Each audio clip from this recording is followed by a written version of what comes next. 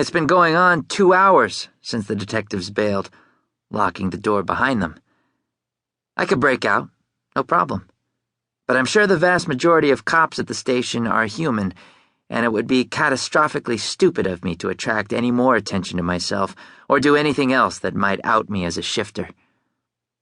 I'm about to go for it anyway when Zaleski returns with a couple of warm mugs. He takes a seat and gestures at the chair across the table from him. "Where have you been?"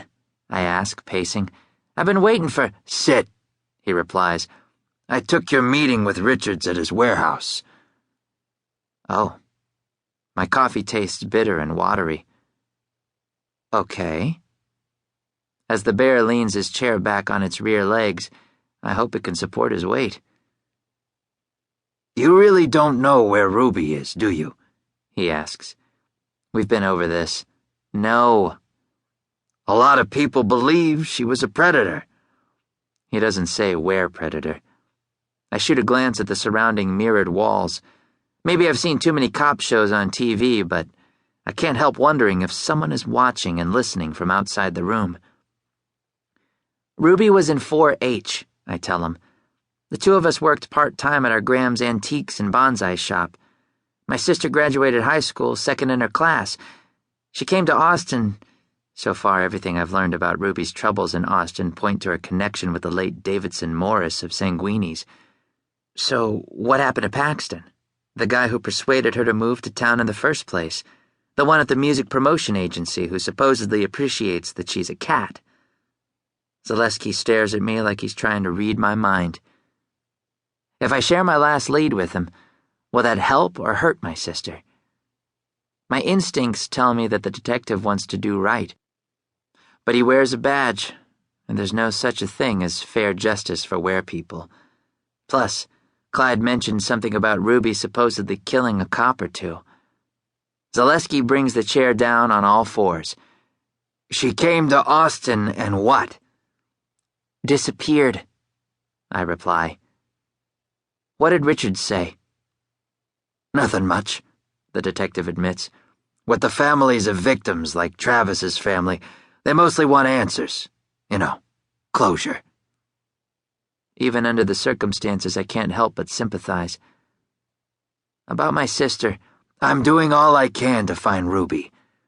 But no one has officially reported her as missing, and she hasn't been formally charged with any crime. It's probably smart to leave it that way, at least for now. At the moment, all I've got for her are questions." Fair enough. Can I go? "You heading home to Kansas?" Zaleski asks. He'll smell it if I lie. No? Then lay low. He gives me his business card, and now I have 2 of them. "If you do hear from Ruby, I'd appreciate a heads up." Zaleski sighs, like he knows I'm holding out on him, but can't do anything about it. "Otherwise, you're free to go." I follow him to the elevator. As I hit the button, Wertheimer pops his head out of a doorway down the hall and calls, "Hey, kid, you got somewhere to stay tonight?" I've slept in my car before. I can do it again. "I'll be all right." The detectives exchange a look. "No, wait," Zaleski says. "I know a place." I'm not interested in a youth shelter. I duck into the elevator. "Thanks anyway." Outside, a couple of homeless guys shuffle by. One is pushing a grocery cart, and the other is singing an old Janis Joplin song. A girl wearing a backpack whizzes past me on a Vespa. Then, up ahead, the shadow I thought was a VW bug steps onto the sidewalk. It's a were-armadillo in animal form. Outside. In public. Downtown. I'd say it had balls, but I don't know anything about armadillo physiology. It's huge. Less cute than I would have imagined. More like a pissed-off armored tank. It's not alone, either. Another dillo steps in back of me from behind a truck. I could leap over either one or dart to the side and outrun them. I could— "Easy, my friends," calls a 60-something man in a pinstripe business suit, strutting down the middle of the street. "I just want to have a few words with the boy." If it's about my sister—